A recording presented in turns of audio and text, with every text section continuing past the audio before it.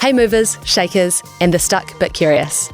I'm Freya Gordon, and this is Good Shift, the podcast that helps you figure out what's next in your career and make a move with confidence. Hi friends, and welcome back to Good Shift. Today I've got an extremely interesting guest in the studio, Adam Rowland.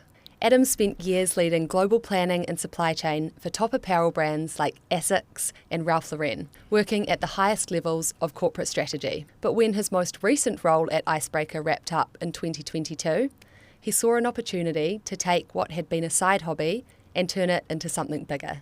He made the leap from the security of a high-paying corporate career into the weird and wonderful world of stop-motion animation. Now he runs his own animation studio, Awkward Animations, bringing stories to life literally frame by frame. If you're wondering what stop-motion animation is, you are not alone.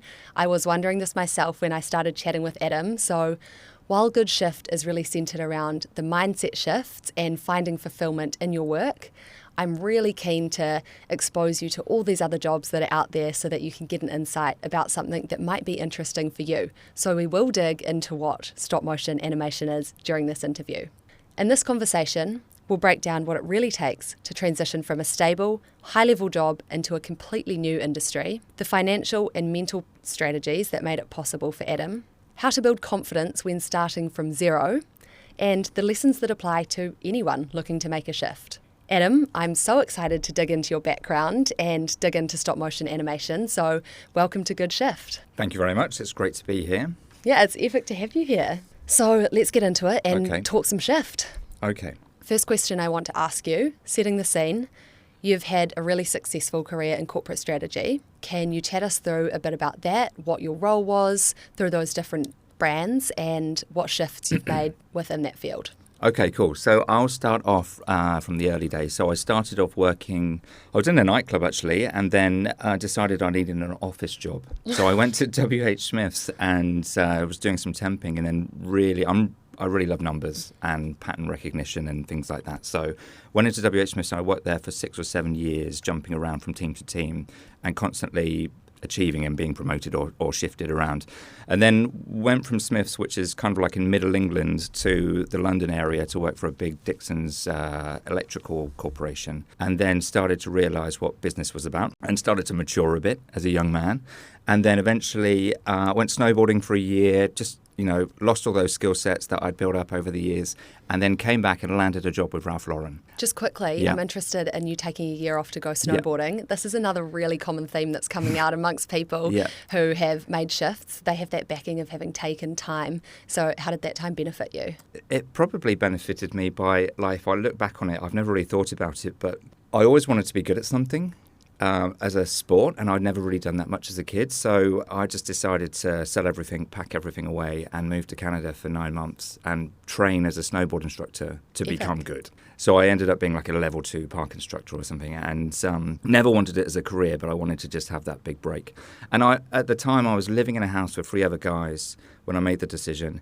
And I used to come home and play a lot of PlayStation at whatever age, 25, 26. Meanwhile, I was also looking after like a few billion worth of dollars of revenue in terms of looking after the job that I had.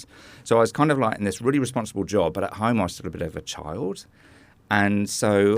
Can you clarify, you're looking after this revenue. What role is that in? I was in I think it was head of planning for the Dixon's Group. So you did that at the same time while you were doing the snowboarding? Oh, let me just explain. So just before I made the decision to go snowboarding, I was a head of planning at a big electrical company.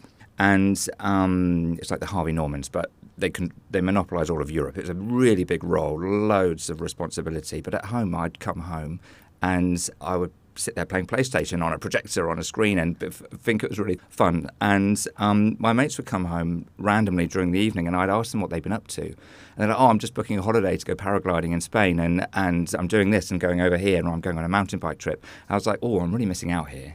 So I started getting into mountain biking and I very quickly got into snowboarding through a few corporate events and then I just made the decision I just had to go and do something really epic. And life was good. I probably could have stayed at my job and this is a common theme with me is I kind of make the shift when the going's good. I don't wait for it to go bad to then make a big change in my life. Yeah. And you'll see that as I talk about the next few bits. So I went snowboarding for a year, came back, and just by complete fluke, the right job was in my lap. And I managed to convince Ralph Lauren that fashion is exactly the same as the electronics industry. It's kind of true. You just plan products and they have a 12-week life cycle, so you just try and get out of them as quickly as possible. And so they bought it and we had a really good time. So for 7 years, I worked for Ralph Lauren and ended up going to Hong Kong and working with Ralph Lauren himself. That's amazing. What was he like? He's a very cool old dude and still in control of the company at the time. Oh, good on him. He'd arrive in his helicopter and everyone would take photos with him and then we'd have a few presentations. But that was epic, just absolutely epic. I loved the personal development that being in a foreign country provides, especially when that foreign country doesn't have English as a main language. So you have to listen harder to understand people, and you have to speak more clearly to be understood. And that whole element of a year in Hong Kong really brought to life that I was kind of maturing at that point, I guess, as a person. Not that I didn't listen or speak clearly before that, but it really fine-tuned that skill set. Mm-hmm. So I wanted to keep that momentum going. I went back to England and then I instantly left Ralph Lauren and went over to ASICS in Amsterdam. Similar situation, some English speaking, but they really like to speak Dutch in Amsterdam. And same thing, I was working for a Japanese company, big sports brand, made lots of mistakes, lots of learnings. My role was head of D2C merchandise planning, which essentially meant I looked after about 200 million of planning and revenue and product choices. Like what you see in a store was all of our doing, right? Yeah. And then again, I still had this itch that I had to solve, and I spent the last year at ASICS talking to recruitment agencies in Australia. And I just wanted to go far away for some reason. I don't know what it was. And Australia, as a UK person, is kind of one of those places you want to go to and work. Warm, yeah. And it didn't really work out. I think all the big jobs had gone and there was not really much available. And I went to Lapland and stayed in the ice hotel for a holiday. And I bought some Icebreaker clothing. And I looked on their website at the same time, and there was a role there that just said Global Head of Planning. And I was like, hold on a minute. And so I got back from Lapland, called them up, and the next minute I was talking to Rob Fife and interviewing for them, flying to Vancouver, and then landed in New Zealand a few months later. Was that quite a different role to ones you'd had previously, or were the skills all pretty transferable? Mostly transferable. The only thing I would say that's very different and completely obvious in hindsight is the UK is 80 million people and Europe is huge, right? Yeah. And New Zealand is very low scale. So baby. Yeah. And so the skill sets in Europe are much more refined and specialist. And here you have to be a little bit more dynamic. So yeah, I had to kind of reinvent myself a little bit when I got here. Yeah, I've actually heard friends say that, people who are living and working in London, that in marketing roles and things, it can be so broad in New Zealand, whereas you're so specialised in whatever you're doing in London or Europe. Yeah, absolutely. Okay. And I'd love to understand, you made that transition from WH Smith to Ralph Lauren. WH Smith to Dixon's, then to Ralph Lauren. Yeah. What prompted that change? And you've said that you like to make changes when the going's good. So interested to understand these changes a little bit more. The Icebreaker one was obviously a cool opportunity that sort of popped into your lap. Yeah. But why have you kept making these changes? Well, Ralph Lauren to ASICS was a really big shift because I was on an amazing career path, and if I'd have stayed, I don't know if they're going to ever listen to this, but they probably agree, hopefully, that by now I'd be like a senior vice president of something or other, hopefully, or I like to think so. And instead, I just had this hunger for exploring the world a bit more, and corporations pay you to go and live in different places. Mm-hmm. So it seemed like a great opportunity, and I just wanted to go and have a bit more fun and see the different parts of the world. And I think it all stems from being in an Air Force child. So when you're in the Air Force, from the age of 0 to 16, you move every 2 years. Your dad gets a posting. Yeah. And so I had to make new friends every 2 years for most of my childhood. That makes a lot of sense. You were primed to change. Yes. It wasn't such a big obstacle for you as it is for a lot of people who have maybe stayed in the same country their whole lives and not moved jobs before. Yeah. Okay, so how do you think that those career shifts you had and all this change in your younger life set you up for making the big leap, which was starting up your own business and going into awkward animations? And I'd love to hear more about that leap as well and what prompted that transition from Icebreaker. Yeah, so I've had a 25-year-long career and I've managed to stick that career, right? And then when I got to New Zealand, I realised that because I was a specialist in a generalist world, I was in a senior role within the big VF corporation, I was kind of protected. So if a mistake was made, my boss, who was in Switzerland, who had about 40,000 people reporting to him and a direct report of 14, he would just say, oh, don't worry, Adam, I'll take care of it. And he'll send one of his people to sort out that specific thing. So I was quite relaxed towards the end of Icebreaker, and I hope they're not listening to this. I wasn't really measured on too much, if I'm completely honest, and it was a really easy, comfy role. And in the evenings, I'd get home, I guess quite unfulfilled, and I stopped watching TV, and I started going into the garage, getting the camera out, and just playing. I never instinctively said, okay, I'm going to go and do stop motion. That was never my dream. But I started playing around, and I turned it into my dream because through the hobbying and entering competitions globally, I was winning a lot of stuff. And every time you win something and get recognition, and I'd get like an extra 4,000 or 5,000 followers, it ignited something inside of you. So really then build that confidence. Yeah. And I've always had a creative brain, so I think everyone has got one, but I think I've unlocked mine when I started playing in the evenings. So for 3 to 4 years, I was doing competitions, winning competitions, and getting recognition with relatively average work, but I was really trying hard, right? And I look back on those projects now and I try and hide some of them because they're a bit embarrassing. But I was doing well, and I really got addicted to the process of the rewards of people enjoying the work. And you started doing this for how many years before you made 4 the change? years. So 4 years while you were working at Icebreaker. Yeah. And okay, you're starting to build a lot of experience there. So by the time it comes time to make the leap, are you feeling like you have got a viable career in front of you, or are you feeling like this is a big risk? No. So there's no way I could have turned that passion into a career without the last year at Icebreaker. So that last year, so the first 3 or 4 years, it's a bit like snowboarding. When you become really good at snowboarding or skiing, you look at beginner snowboarders and you're like, oh dear, they'll get there one day, right? And for those first 3 years, I was really a beginner snowboarder. I wasn't great. The last year, I put some of my skills together and I'd won a few competitions, big ones. So these were much more notorious, I guess. I don't know if that's the right word, but I won the 48-hour film competition in 2021 for Auckland City for Best Director and Best Film. That's so impressive. As a solo effort. So I beat like 300 other teams in Auckland. Yeah, and probably people who are doing this as their full-time roles. Yeah. And it completely shocked me. It blew me away, and that was the trigger point for going, okay, I've got to do something with this. And about 2 weeks later, I entered a competition on 7 Sharp called Remake the Ad. Yeah. And I remade a Pack and Save ad and won that too. I've seen the ad and it's brilliant. Oh, okay, thank you very much. Yeah. Did you ever hear feedback from Pack and Save on that? No, and you know what? I've chased them really hard. It's such a good ad. It's cracker. Everyone should go out and watch that. We'll drop that in the show notes. Nice, thank you. On your website, I think. So then, like a Prezi card turned up on my doorstep with $5,000 on it, and I was suddenly that's cool. Suddenly I've monetized it.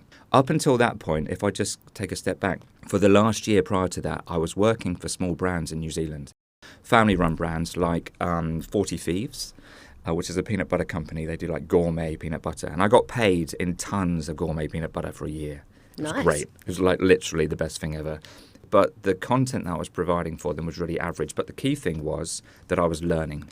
And I was learning how to work with a client for free, but asking them to treat me as a paid service. And they did. And it was really hard because they kept commenting, like you put lots of work in, you get lots of feedback, and and you just spend far too many hours correcting stuff anyway. Yeah. So that was a really good experience. And then won the competitions in that last year. It was a really big year for, let's just say, award-winning for Awkward Animations. And then the VF company who owns Icebreaker dropped the bomb. And they said, right, we're going to move the corporate global office to Switzerland. And not all roles could go there. So my role was essentially disestablished, which was fine. And I saw a role at Kathmandu, which was probably one of the best roles I could have go. It's probably one of my dream roles. And I sat at home. I did apply for it because it's good to go through the experience. But I didn't take it all the way because I sat at home and I said to Megan, we're just going to have some fun now. And she's like, what do you mean? I said, well, you know my corporate salary and the bonuses and all that stuff that comes with that. I don't want that anymore. Wave it goodbye. Yeah, wave it goodbye. And we're going to try and earn the same money by doing stop motion content and working for brands. And no one else in New Zealand was really doing it apart from one person. And with a little bit of a sit down and a chat, not really a lengthy chat. She just kind of said, yeah, okay. And then we just went for it. And that's a pretty big bomb to drop. Yeah. And did you have a family at this stage and your own house and everything like this? That's something that just we bought a house. Had a quick chat about beforehand we want to delve into, because there's so many people who are wanting to make a change but who have responsibilities, whether that's family, mortgage, and everything like that. So talk me through the thought process there. It's probably the least safe time of my life to do any of this change, right? So the corporate salary was very safe, but it's never really safe. It just feels that way. Yeah. So I bought a house for the first time about a year prior, and I had a 1-year-old son, and we were just about to have my daughter Millie as well. And so, yeah, it was the craziest time. And I think the thing is that when you have kids, you have a new outlook on life and you want to set an example. And I think that played about 90% of the decision, even though everything else was leading up to like, yeah, this is a good idea. The thing that set it in concrete was I need to set a good example for my children. And they won't see it until they're a lot older, right? But at least... And by that you mean by doing something you love that's fulfilling? Yeah. Yeah. Epic. And so you took the leap. Took the leap, and the first... so I knew what I had to do was upskill. Mm-hmm. I wasn't good enough to go out and get big clients. Yeah. So I spent 6 months working with Aardman Animations, who are the big stop motion company in Bristol in England. Mm-hmm. And they have an online course. It's not cheap, but it's really good. And you literally get to sit there and talk to the same animators that have been animating stuff that I've been watching my whole life. Yeah. And that in itself is just worth its weight in gold. So for 6 months, I was just inspired every week. I was being tested and we were going through all these exercises and just completely upskilled. And some of the stuff that I made as part of that Aardman Animation coursework, the final pieces, they went on to get millions of views in TikTok and all sorts of stuff. So again, that was just rewarding in itself. So I was upskilling and it was still stuff I could use in my portfolio, if that makes sense. Yeah, and while we're on the topic of getting into stop motion animation, I think you've brought something with you today for us to have a look at. Can you tell us a little bit more about what stop motion animation is exactly and give us a little demo? Cool. Before we get Buddy out, I'll just tell you what stop motion is. So stop motion is essentially none of it's live. So you take one photo of an item. It could be a plasticine thing, which most people associate, or Lego, or a doll, or a product, and then you stop, and then you move the item by a specific amount, and then click, take another photo, and that whole process just continues. So, for instance, the 48-hour film competition this year was a 4-minute film filmed in 10 hours, and I took one photo every 10 seconds. Holy shit. It was real speed animation. So, and we won Best Animation that year as well. Oh, congrats. And so, as I understand it, it's a lot of work for very minimal output, right? Oh, so... In terms of the length of product that you get out of it. Yeah, so if a brand wants a live video film to create their advertisement, you can do anything from, I'd say, 2 to 3 days for up to a couple of weeks to create a 30-second TV commercial or social spot. Kind of like sports, really. You train for a lot of time and then you go into the ring and it's just like, can be a 30-second or 1-minute performance. Yeah, or it could be a lot longer, a lot of planning involved and big teams, right? Yeah. So they have directors of photography and just riggers and all sorts of people on a set for 3 or 4 days. And you do most of this, as we were talking about, which I find so fascinating about this. Stop motion animation is sort of the overarching concept of what you do, but within that you have about 14 or however many different roles where you're doing all these different things that you're specialising in. Yeah, so the animators from Aardman, they never touch a camera. Yeah. So when you work for a big animation studio, you only have to animate and do the performance. Okay. Everything else is done by riggers who do all the rigging, lighting technicians, directors of photography, directors, producers, and the list goes on and on and on. People going getting coffee, everything. And I don't really have any of that in my small double garage. But I do hire people to come in and do stuff that I'm just not capable of. Yeah. But I don't really have a team. Most of it's a solo effort. And you're involved with like building the plasticine models and all that sort of stuff as well? Yeah, unless I outsource that because, again, sculpting and modelling isn't necessarily my skill set. And very time consuming, I imagine. Yeah. So I'll stop keeping people in suspense. Yeah. Let's show us what you've got. So this little guy was for Lee Jeans, and we did a TV commercial for them last year. They sent me hundreds of meters of their fabric to build a giant set that this guy ran through. This is a stop motion doll that we can put a price tag on him of about 50,000 New Zealand dollars. Holy shit. His outfit's about 10K. He's looking good. He does look good. For anyone that is only listening to this, you can jump onto YouTube if you want to see this live. So yeah, he's expensive because he's actually made by one of the best in the world. So a guy called John Craney, who used to be the head of puppets for Leica. I'm not sure if I got the title right, but he moved to New Zealand during COVID, and he now lives here and works for some big studios down in Wellington. And he made this crazy puppet, which where are we? There we go. And you can see there's a lot going on inside of a cute little doll. But essentially, this is the doll. And the key to stop motion is you need to control everything. So I know this isn't about stop motion, but I'll just say this is fascinating. So he's got little holes in his eyes. So I'll tweak the eye for when he's moving his head and stuff. And you literally just want to... and he's rigged up as well. So he's got like a thing. So he'll be on stage like that, running along and having fun. And then every time you take a new frame, you move his position and then take that new frame and then you put those all together and then it looks like essentially correct. A movie. Yeah.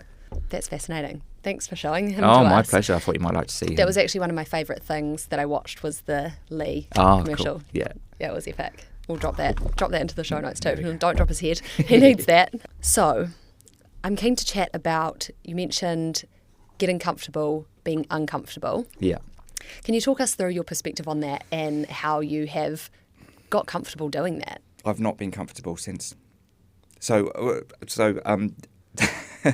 when I was working for Icebreaker, I was super comfortable. It was a really cushy role.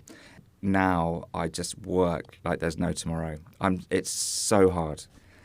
So the hard part is actually, like if you work in an office and you bring your dog or your kid into work for one day in a year, that's a challenging day, right?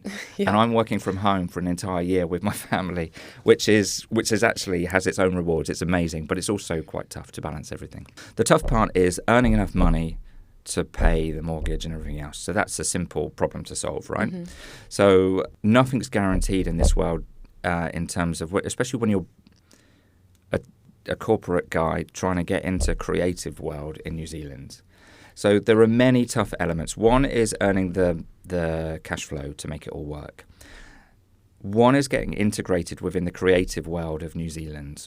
And I have to say they've been quite arms open. And there's been lots of people that have got excited about what I do and given me a chance. One of those companies was Flux Animation. And they make content for Disney and Pixar. And they called me up and asked me to make a big 1 minute, 20-second TV commercial. And that was like the first job I had.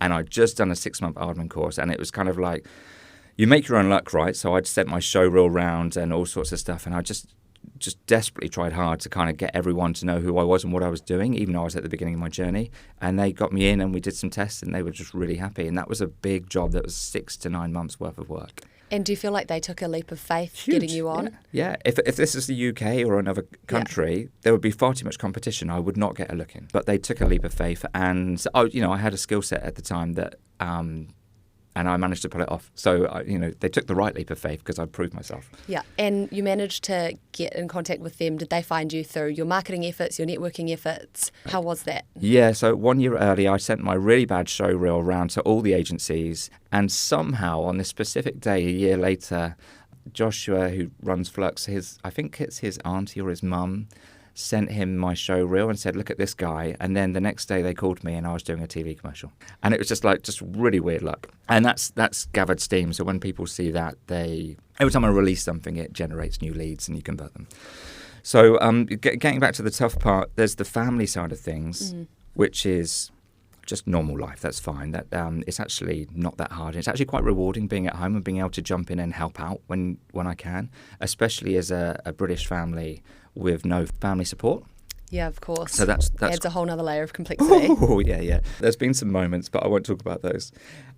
So that's the tough part. The other part was breaking into the creative world, and I guess that's it, really. I guess just constantly trying to upskill all the time is the key to winning. And the thing that I've learned over the 25 years of corporate work is network. And so I constantly invite people out for coffees, like CEOs, other animators, people in the industry, and just try and meet and learn new people. And it always generates little breadcrumbs and seeds being planted, and it always generates a lead at some point or other. A lot of people are nervous to put themselves out there or connect with people. So what's some advice that you would give to people who are feeling a little hesitant but sort of know that they need to go out and start networking to find their next career move?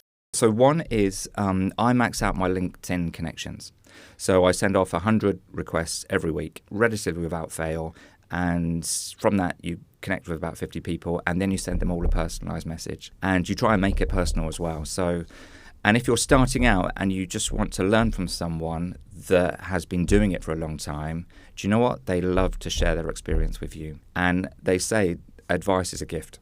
And so I'll invite people out for a coffee and just say, look, I know nothing, but I'm really interested and I would love to hear your experiences. And, it gathers steam quite quickly. Yeah, I feel like people really appreciate when you show up with an open mind and a base level of not knowing anything. I think what scares a lot of people is they feel like they have to have some knowledge or they have to show up in a certain way. Yeah. So just going in fully arms open, ready to take on their advice is a great strategy to go with. Yeah. And when you are reaching out to all these people on LinkedIn, is this very intentional reach out, or are you sort of throwing out a lot and seeing what sticks? Because I do it every week, I try and target it. If I want to work directly with brands in that particular week, that's where my head is at, trying to get leads.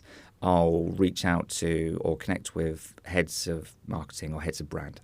If I want to that week learn a bit more, I'll reach out to people that I might be able to collaborate with or learn stuff from. Yeah. And so in terms of building confidence, networking, is there any other advice that you would impart to people around that?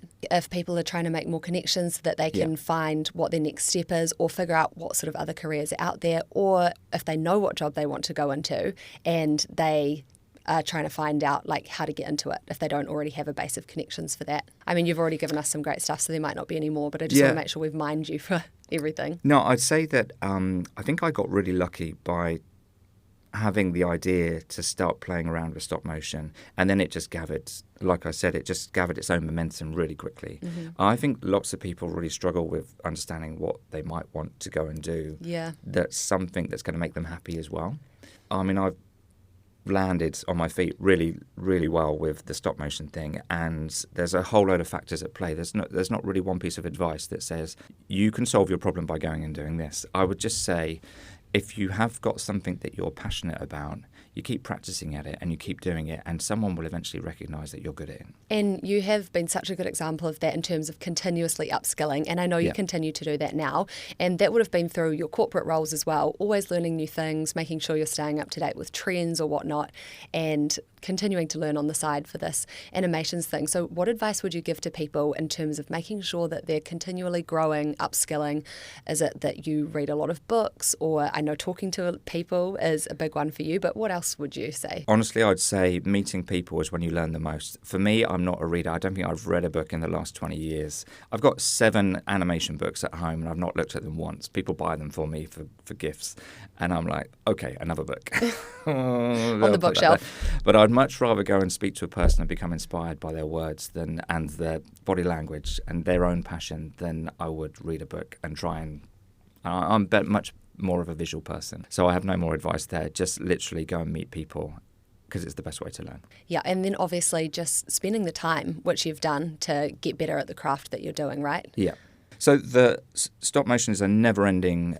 you speak to some of the best animators in the world and they will say you're always learning. There's so much to try and imitate by just moving something and then taking a photo. The skill set involved in bringing an emotion to a performance is something you'll never stop improving. Great. So you've talked about saving up to make the jump, and I think you had been saving a bit before you did this, which was really helpful for you to get started because obviously you didn't have a steady inflow of cash at that point. Yep. And then you obviously got that first job, which was great, so that got you off on your feet. But how do you look at having that financial safety net a little bit for when you make that move, and how important is that for people who might want to go off and start their own thing? I think you have to have the safety net, because if you're starting something new and you haven't got the safety net, then it's going to be really hard, right? Because you need to earn money through the new job. So if you haven't got 6 months of a safety net to pay your basic bills and maybe a little bit to invest in what you want to do, then you haven't got the time and the space to sit and learn and upskill. You really need to upskill first, and that passion needs to show through when you eventually get the job. Whatever it is you're trying to do, and I'm obviously just thinking stop motion for me at the moment. For me, it was get as good as you can and come up with some content that people are going to just go. And that took me 6 months at least to upskill.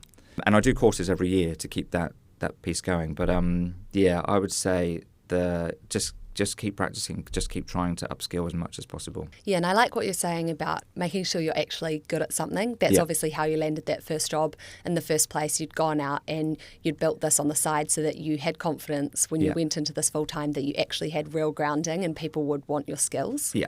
Okay, some people see returning to corporate or whatever they were doing before as a failure, and they might see it as, if I go and do this, what if I have to go back with my tail between my legs? But that's not how I view it. Again, talking about safety nets, I think that it's really great just knowing that you have those skills that you can go back and do that. It's actually really empowering. How do you view that? Oh my God. So over the last 3.5 years since I've been doing stop motion, kind of like 90% of the year is stop motion. I do a little bit of consulting still for brands using my 25-year skill set because I like to exercise that side of my brain. There's been 3 points that I've just gone, okay, go and get a job. Go back to getting paid by someone else. Yes. And each of those times in the 11th hour, I've had my website doesn't really generate any leads, but when it does, they're normally pretty good ones. I've had a website inquiry on my website that says, hey, I'm the head of marketing for Lee Jeans in Hong Kong. We've just seen what you posted on LinkedIn and we'd like you to bring our doll to life. And this is like, okay, this is cool. And you never really understand what that first email is going to be about. And then the next day I contact this guy, Christy, and then suddenly I'm making another TV commercial. But literally, I just applied for like 3 or 4 roles, and that's obviously tough here, right? Yeah. And if I've made the leap into stop motion already, tail between the legs going back to doing the roles, I could probably get a job, but it wouldn't look very convincing on a CV to say I've made this leap and I've failed and I want to go back. I think that there's a lot going on there emotionally for me, right? Yeah. And the new employer is going to want to know why this hasn't worked, and then what's my motivation for coming back to work? Well, actually, I just need the cash. Yeah. That's not a convincing argument, So I think you take the risk and you just keep running with it until something really fails badly. Yeah, so really backing yourself and getting in there. And how have you really pushed past those challenges? You've mentioned there's been so many points where you're at the 11th hour and you just want to go back to corporate. How have you pushed yourself forward other than just getting the leads? Because, those leads came, but you've got to keep going and getting back into the studio every day rather than being like, okay, no, I'm just going to go back and get a corporate job. I guess I'm just sweating it out in that 11th hour, right? Yeah. I'm pushing so hard and working 4 times harder than I've ever worked in my life. And thinking, right, what might generate a lead? Do some work, animate a little fluffy teddy bear running on a surface, and then putting it on LinkedIn, and then that hasn't generated any leads. Put something else on LinkedIn, that hasn't. And I'll just keep pushing until the money gets to this very, you've done your best. You're like, okay, well, I've done my best. But you can't really let up. You've got to keep going. Yeah, and you're really getting creative in that point. Like, not just creative in the sense of the word that you are creating things, but you're thinking, how can I come across my next lead? What do I need to do next? Yeah. You're looking for the next opportunity rather than just seeing a problem. Yeah, I think so. And I've never really been, I think up until the age of 26, I was never really good with my own personal finances. I think a lot of people are in that boat. A lot of people like to put them to having a good time and not necessarily thinking about the future. We've all been there. I think at the age of 23 or something, I took out a massive loan and just put it on a car, and there's a depreciating asset, and I had this huge loan to pay. It was just awful. It was like I was in the worst place ever at that point. And there's still a part of that in me that doesn't really worry too much about the money, although it's important. Yeah. It's not my overriding, it's not my thought process. My thought process is have fun. Yeah. Go on holidays, enjoy yourself, but don't necessarily build up assets and have a financially secure life. That's not really ever been me. But it is me because I have to protect my children, and there's a basic need. So there's a real balance there between who I really am, wanting to have fun, and the responsible father. And I guess that's your personal definition of fulfillment, right? Some people, for them, at the very top of that is the money thing. For you, it sounds like it's about having fun, spending time with your family, but then obviously there's that need to be able to fund yourself having fun and to support your family. So that's almost more a secondary need rather than your highest priority. Yeah. And I did mention my safety net has been consulting in my 25-year-long career. Yeah. So I work with about 7 or 8 really nice brands in New Zealand and help with advice and help them on their journey. And that is rewarding for me, rewarding for them, and we all get something out of it. So that's actually a really nice safety net that's helped keep us afloat. I probably honestly earn about half the cash that I need to through stop motion, and the other half through my safety net. Yeah, so that's awesome to have. And like a lot of people think, oh, I've wasted all this time in a corporate role. Now I've found my passion, stop motion animation as an example. But what you're saying is that grounding that you've had, everything you've had is so valuable, and it's actually allowing you to do what you're doing today in more terms than just financial. And I don't think it's easy for everyone. I think because I've had 25 years, I've got a lot of like formidable experience, if you like, to go and be able to do the consulting part. For sure. I mean, it might just be a part-time job if I was younger or something, but just something to just help keep that balance and making sure it's going to work. Yeah. So how do you think your personal definition of fulfillment and success has changed over time? Because I imagine when you were back in those corporate roles, it was looking like getting to the top of the corporate ladder, being a VP, director. Yeah, I mean, when I moved from job to job, you always, in the early days, you judge your CV based on, am I looking after managing more people and what's the revenue I'm looking after? So I always used to highlight that on my CV, and now it's a bit more people-led. So for me, fulfillment is working with people, making sure those people that I work with get a really nice feeling of working with me, and just working on my personal skill set and having fun with everyone is probably the most important part. Epic. Yeah, working for a corporation to generate some profit for a shareholder somewhere else in the world is not satisfying. Working with people in that corporation is. That's the nice part of working in a corporation, right? Yeah, and as you were saying, I've heard you talk about before how you found Icebreaker really good in that regard because it was quite purpose-led and it's a really cool brand. So for people listening, it's not just that corporate doesn't have fulfillment and purpose in it. It's just about finding the right place for you to be. Yeah.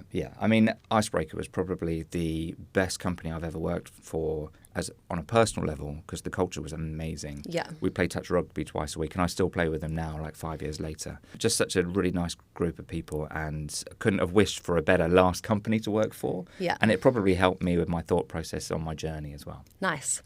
Okay, so there's always a million reasons not to do something. Yeah.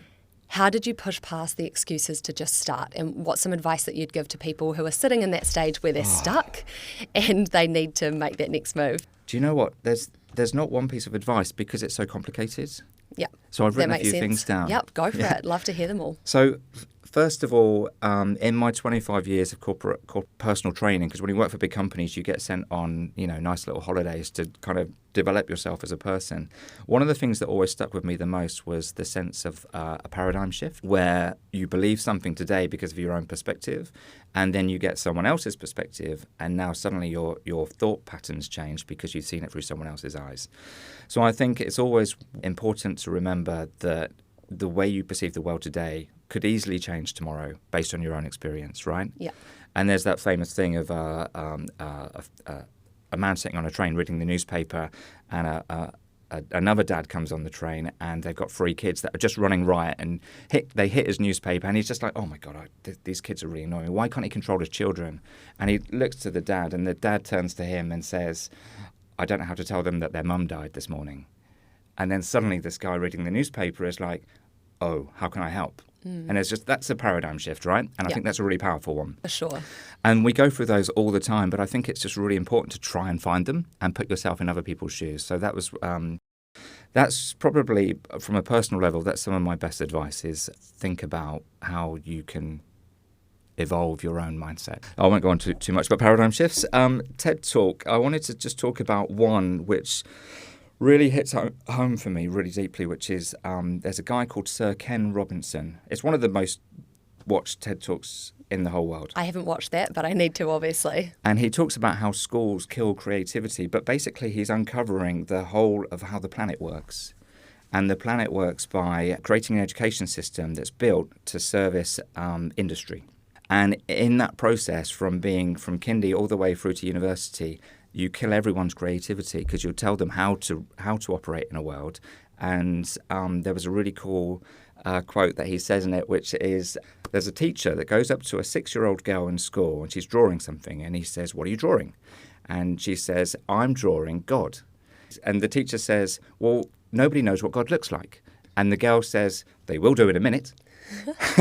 And that just, for me, is just kind of captures like adults trying to get children to conform in some way. And anyway, it's an amazing TED Talk, and it always grounds me. I watch it every year, and it just helps me think about the creative side of me, what I want to be, and don't conform too much, I guess, is the major thing. So that was another thing. Yeah, that's really powerful. And I think it's something that we struggle with more and more in this day and age, where conformity is in front of you every day on social media or whatever that may be, how you should be showing up. So I like that a lot. Oh, don't get me started on social media. But absolutely.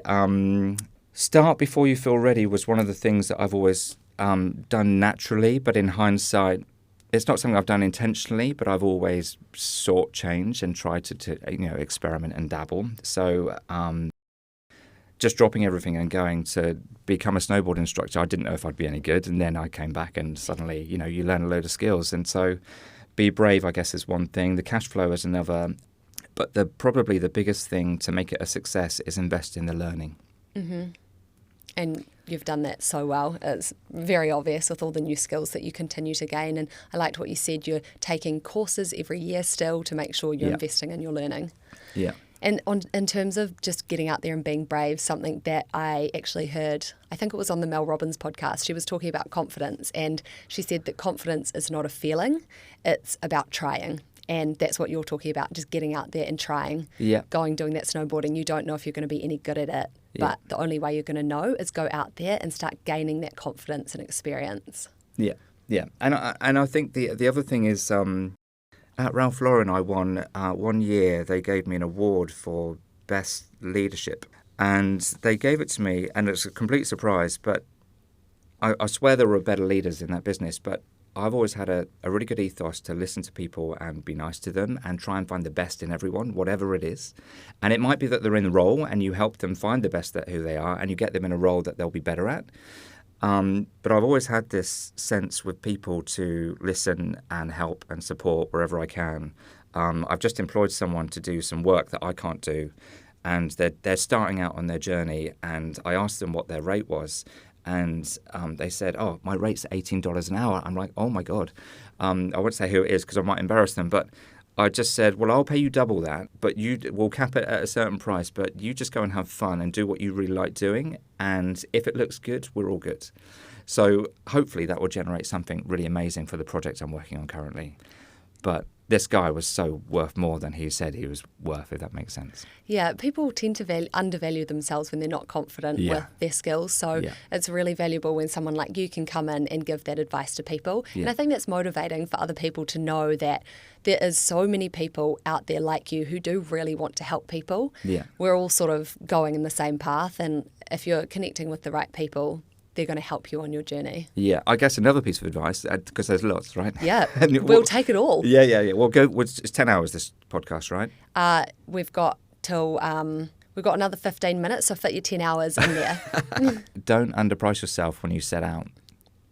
You kind of have Great advice. In many ways, but it's really not worth doing. So I would say take those people for a coffee that are currently already doing it and ask them that personal question of how much they charge, or get their rates. It's actually not that private because most freelancers will tell you how much they charge, or it depends what you're doing. But in my experience, trying to find out what other people charge and their skill set helps you kind of benchmark yourself. So get a good handle on how you price yourself or your self-worth or the role or whatever it is you're wanting to change into. If it is a paid role or a freelancing role, just try and price it properly. That's really good advice.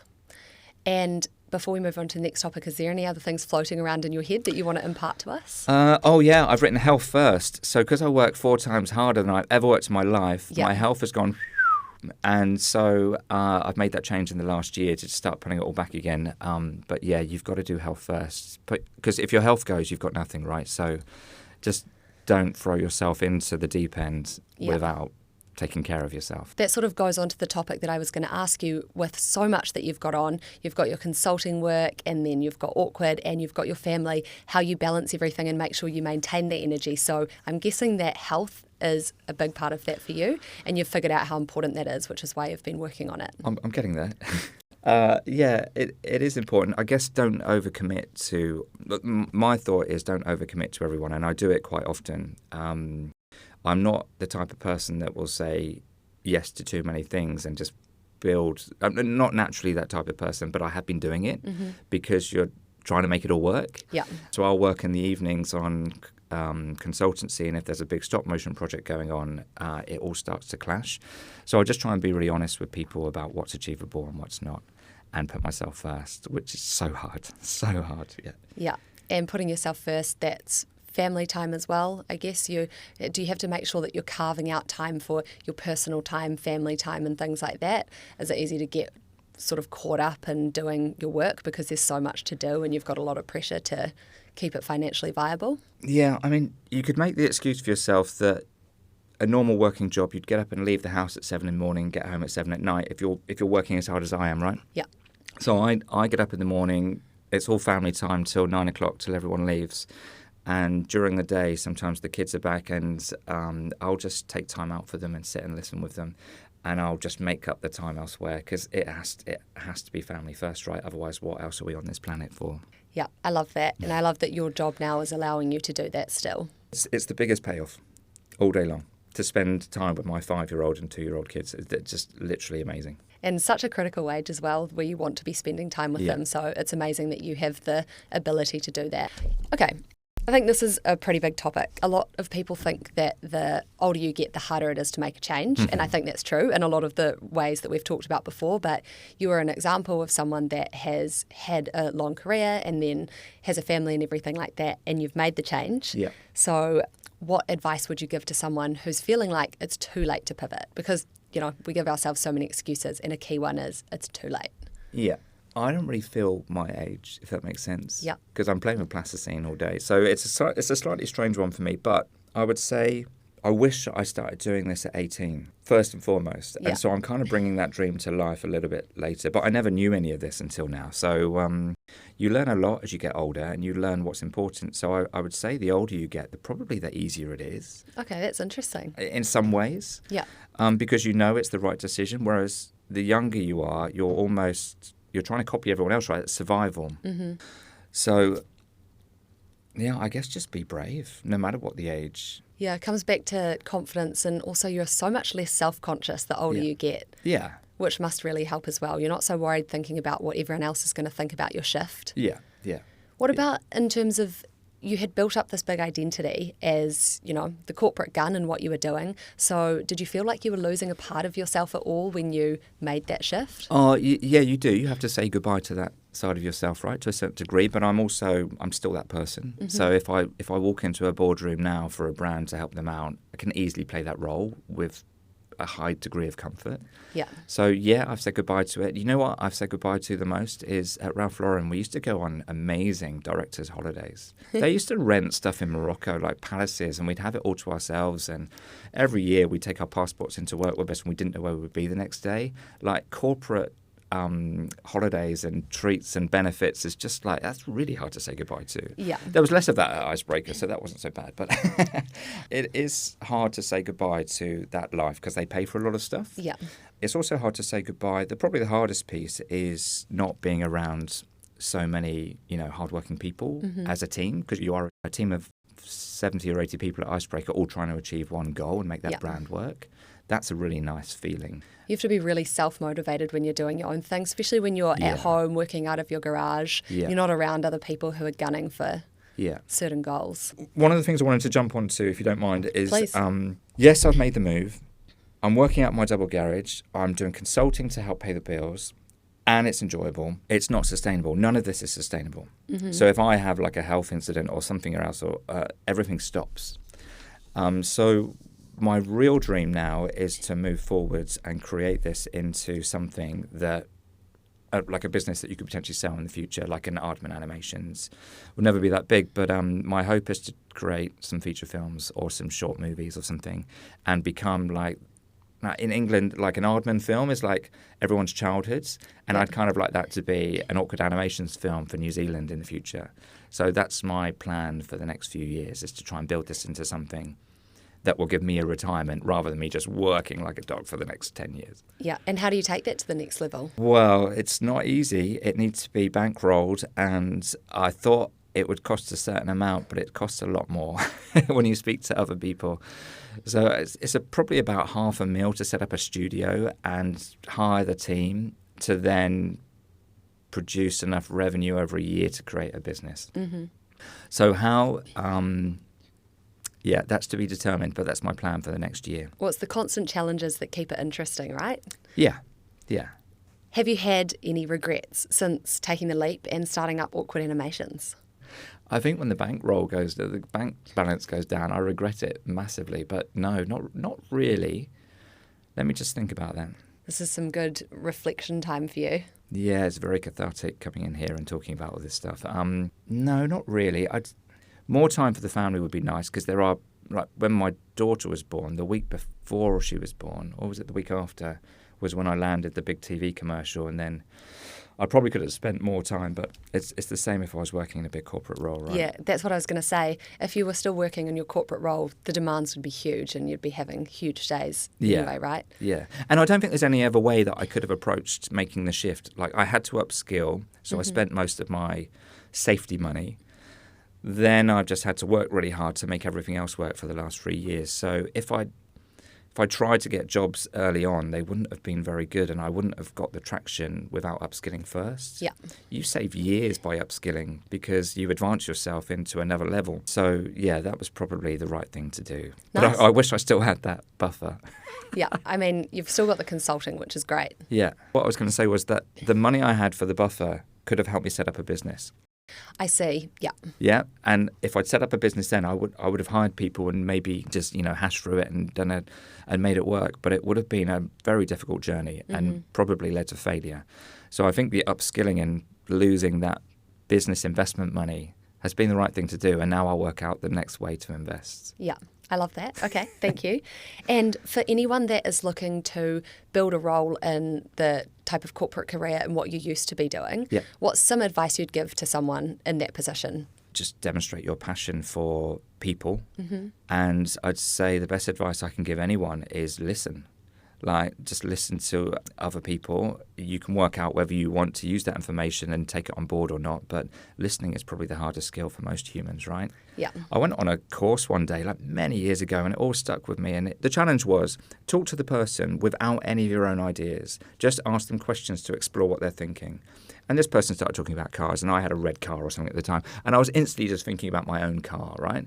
And asking questions about and I realized it was completely the wrong way to behave. And ever since then, I have always tried to explore other people's thoughts and experiences. Sometimes you'll go to a dinner party or go out for a few beers, and you end up just talking about yourself for ages. And it's just such a trap to fall into. It's so much healthier to listen to someone else and just explore their world and just kind of like understand life a bit better from their paradigm. I love with these podcasts, everyone seems to have a common theme that keeps coming back through, and listening is a really big one for you. It's like what you say is when you introduce yourself to someone, they say their name, but you're so busy thinking about what you're going to say next that you don't even catch their name. And that's how we forget names. Yeah. And so it's one of those things that we can really practice even at that really basic level. When you ask someone their name, really listening to what they're saying and then extrapolating that out through all of the conversations, because it's so true what you say. Yeah. You just start thinking about yourself, and so many times it's a real human failure. Yeah. You almost need to repeat the name back to them and then go, oh, that's a great name, and just keep talking about that name so you can really look it in. Yeah. Okay, so what is one book or podcast or some resource that you have consumed that you think would be really helpful for people who are going through a stage where they're stuck or need some help with mindset shifts or anything to do with your career? Oh, I'm going to revert back to Sir Ken Robinson. Great. It's such a powerful message delivered in such an elegant way that for me it just really sinks home and captures everything that I'm about. And everything that's kind of almost wrong with society in the world. And I think it's nice to try and break free from that, and it really highlights how you can do that. Amazing. Yeah. That's great. And one more thing, If you could go back and give yourself some advice before having made the career shift, is there one thing that you would say to yourself? Oh, yeah. I probably wouldn't be so loose with spending. Because the cash flow is the really important bit. That's the bit where I almost broke 3 times, right? Yet I'll still carry on buying the same level of budget as for Christmas presents for my kids, or for Megan. And I mean, technically, I can't afford it, but I make it work. So the right thing to do is to live as frugally as possible, to make sure that you don't build yourself those problems in the future. Like, the number one person you can trust for your future self is you, to make the right decisions now. And I'm not making those financially by buying my kids, for this birthday coming up, he's got like 3 massive Lego sets because they're the 3 he wants. And I saw them on offer and I just thought, okay, buy those. But that's my old me, a lot more loose with money. I can't afford to be that now. I need to really trust myself now to make better decisions, to not keep buying, Daily Bread is really luxurious. I love Daily Bread bread. It is very good. Oh, my word. Shout out to Daily Bread. Oh, shout out. Pioneer loaf all day long. And the sesame seed one is really nice too. But it's $12. It's not the adage of not buying a coffee for yourself every day. It's just the way that I approach money. I would totally do it differently. And I'm starting to try and do it, but I'm just really, really bad at it. But it's going to lead to my own demise if I don't fix that one thing. I know it's a really simple thing, but people spend money on things all the time that are materialistic or not necessary. Yeah, and simplifying your life in general is not a bad thing either. No. It can lead to a lot of other benefits. So that's a great learning for all of the listeners out there. Before they have to go through it themselves, start saving. Okay, where can people connect with you, Adam, and check out your work? Just go to Awkward Animations on Instagram, LinkedIn, or YouTube. Great, and we'll drop those in the show notes as well. Nice. Awesome. Thank you so much for jumping on today. Is there any last words that you want to give us, or you feel like you've got it all off your chest? No, that's been really, really nice. Thank you. It's nice to talk about the experience, and I'd really like to help at least one person from this. So if you do want to get in contact, then please do. Awesome. Thank you so much, Adam. That's really appreciated. I'm on a mission to help other people as well, so I really appreciate people like you getting on and doing the same thing. And thank you for bringing in Buddy. Was that his name? Buddy Lee, yeah. Yeah, that's so fascinating and epic to see. I've really, really enjoyed digging into what stop motion animation is a bit more and hearing about your journey. Nice. Well, hopefully there's a lot coming in the next year that will get everyone excited. So I'll be keeping up with it. I'll be following, and I'm excited to see what's coming. Thank you very much. Epic. Thanks.